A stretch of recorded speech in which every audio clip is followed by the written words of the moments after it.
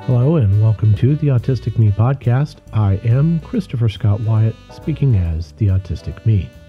I know that the Autistic Me rarely seems upbeat when it comes to employment and careers. 3 decades have passed since I completed my undergraduate degrees. Experience is now more than anecdotal evidence. Most autistic adults are unemployed or underemployed, including a stunning 85% of autistic college graduates. Many of us come to the realization that we must create our own careers.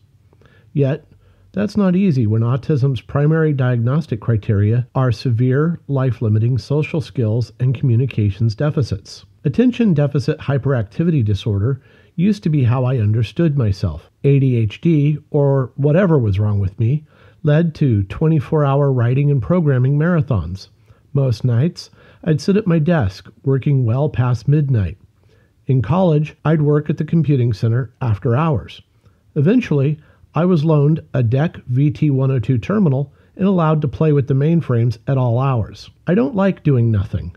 I'm a creator and a dreamer, but not a very good follower. Long before my diagnostic label changed to autism, I understood that entrepreneurship was one path forward. However, without social skills, those efforts imploded at great cost to others, including my wife. Consulting, that requires social skills, or a business partner with social skills. Freelancing isn't much easier, since you still need to be good at the pitch.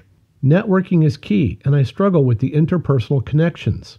In an ideal world, a consulting firm would realize my odd mix of skills would benefit others. Maybe the next generation of autistics will be so fortunate. Yes, I have taught. I am a good teacher. I'm not skilled at the faculty lounge.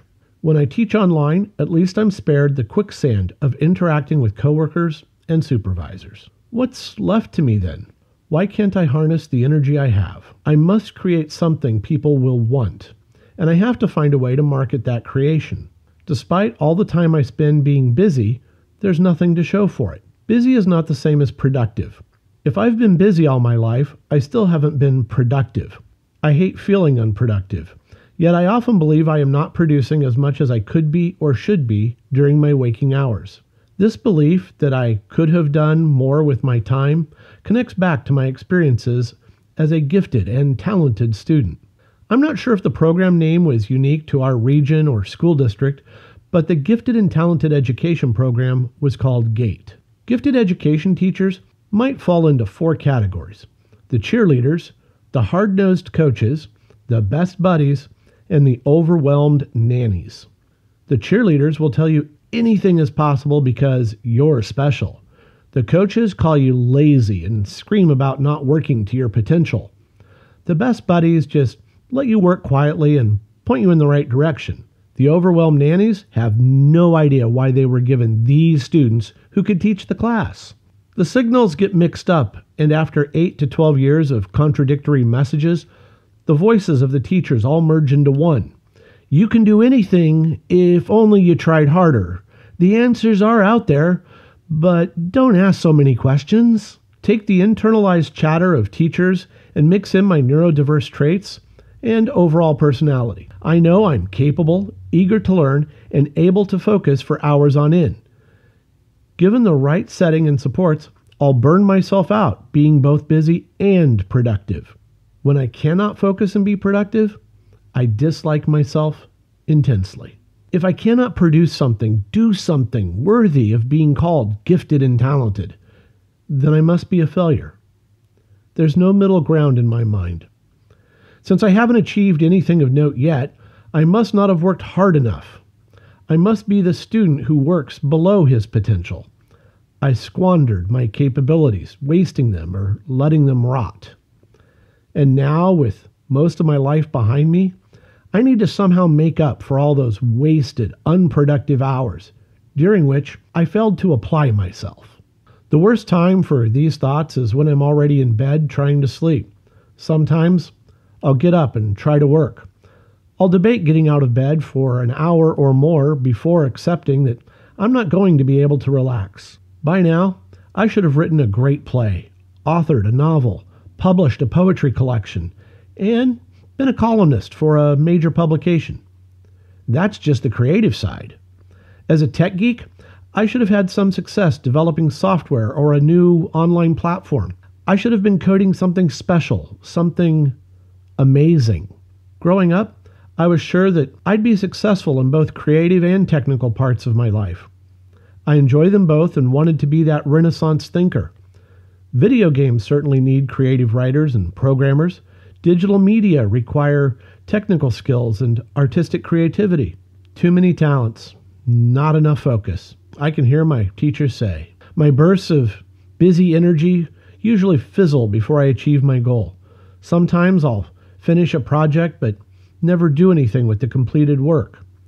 Busy, but not productive. Exhausted, with nothing to show for it. I've done a lot, friends and family assure me. And so, when I enter one of these dreadful employment funks, I try to reflect on how my bursts of autistic or ADHD energy and focus have produced works and will again. My academic career has not been what I hoped it would be, but I've been productive. 2 theses and a dissertation. Those are completed products, which I need to convert into new, publication-worthy forms. I was productive, or I would not have finished 3 graduate degrees. Several published academic book chapters. Definitely completed works. Unfortunately, there's no income from those papers. Again, maybe I could rework those chapters into something more. I co-edited an academic text, another publication, one I have physically on the bookshelf. That's a product people can buy, even though the market for such works is small.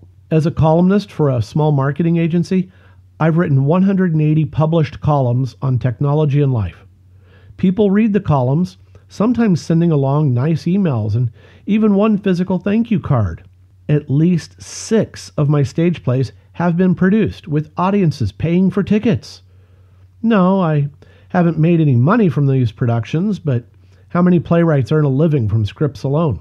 If 6 have been produced, that means more could be. It also means I could revise the produced works and try to get those out into the larger world. I'm not a published poet, but I was once productive. There are physical pages to prove it. From 1982 through 1998, I filled 7 notebooks with mediocre poetry. I would hesitate to call these journals, since many of the poems were more about trying to understand how other people experience the world. There is no reason I cannot return to writing poetry and short prose. The journals have been largely neglected since 1999, with only sporadic entries. I have wanted to get back to the current incomplete notebook for the last 20 years. Its pages have gone yellow and it sits on a shelf collecting dust, but I need to get it down and I need to start writing. And there are the blogs, the podcast, and speaking appearances. I am productive as the Autistic Me, as more than 1,000 blog posts, 60 podcast episodes, and numerous public appearances demonstrate. In addition to the Autistic Me, I maintain blogs on technology, teaching, economics, and writing. People follow those blogs and subscribe to them, so I am producing content that some people want to read. What bothers me is that my works haven't been successful in a way that supports my family, much less me.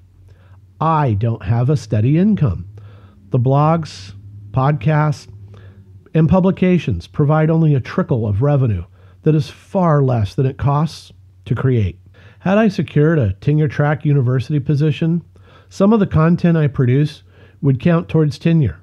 The other content might count as service, promoting the institution, my research, and my publications. What I do for a net loss would have actually presented career value. That's frustrating, but a reminder that context matters. What I consider unproductive now could be productive if I had a full-time career in higher education. Every year, I tell myself, I need to buckle down, focus, sit my butt down at the computer, and get more things done. Then, after the works are completed, I need to send them to publishers, or I need to self-publish them as EPUBs on Amazon and elsewhere. Self-published authors rarely make money, but every penny is one I don't earn now. I want to be productive more than almost anything else. I want some financial success so I can help my wife and provide a better future to our daughters. As a writer, I need to focus, finish, and promote all these works I have in bins and on my computer. Get things done, I tell myself. There are dozens of creative projects I have started. Choose one. Finish the thing. Too many projects get a burst of energy and then I doubt them. I give up. I move on and hope the next thing I try to create is good enough. But it won't be. Sadly, even as I prepare this podcast, I wonder if there's something else I could be or should be doing that might earn some income. Am I busy without being productive? Please let me know if you have any ideas or suggestions. This isn't the life I wanted, being dependent on Susan for everything. I know she loves me and the girls. I know she's tired of my career anxiety.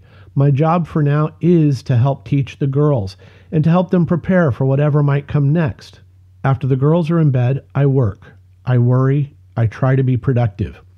I feel miserable because I spend so much energy on projects and ideas that go nowhere.